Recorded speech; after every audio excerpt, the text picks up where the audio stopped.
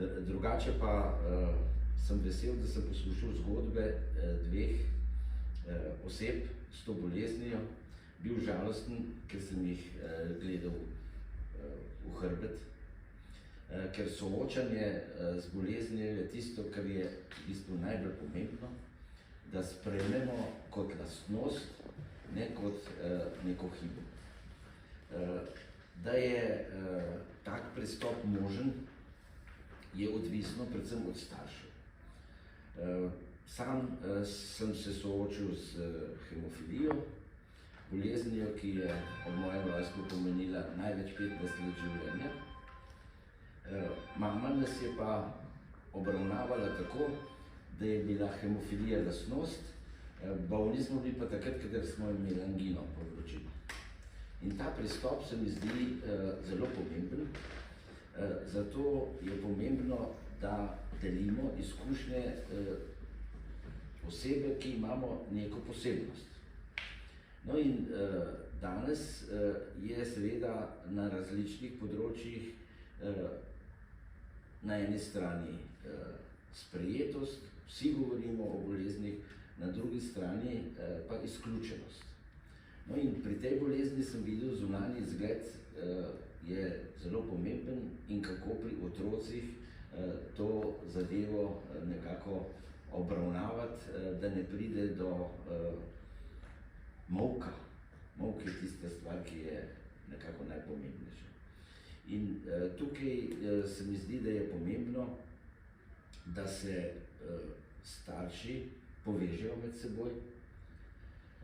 Danes so društva bolnikov lahko zelo hitro se organizirajo, ker ni več potrebno veliko število, lahko že ustanovita društvo. In tukaj sem že videl dva kandidata, da ustanovita društvo in se povežeta s tistimi, ki to bolezen imajo in jim pomagajo. Predvsem pomeni, društvo naj bi vplivalo na hitrejšo pot do diagnoze, da ne pride do tega problema, kot je mamica izpostavila, da je čakalna vrsta.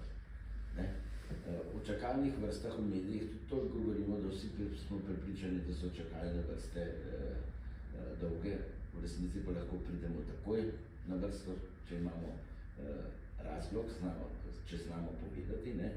Po drugi strani je pa zadnje čase tudi naslednja možnost, da ne iščemo več napotnic, ampak da imamo za redke bolezni trajno napotnico.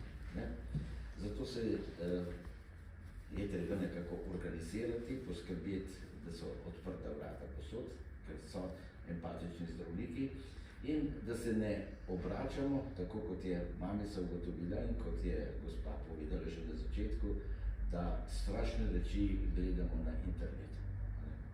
Živeti z redko boleznijo ni lahko, vendar je možno. In če pogledam sam svojo izkušnjo, jaz sem bil uvrščen tudi med nevrološke bolnike, zato ker sem imel po krvavitvi možgane napade in sem bil ves čas obravnavan kot epileptik. Dokler mi niso vsakrat ugotovili, da nimam epilepsije. In zato je pomembno govoriti v javnosti, vendar kako govoriti, da ne strašiš. Bolezen je lastnost, tako kot eni imajo take lasti, drugi drugačne lasti, in treba se navaditi živeti kljub bolezni, ustvarjalno življenje, ampak ne na področju bolezni, ampak sicer.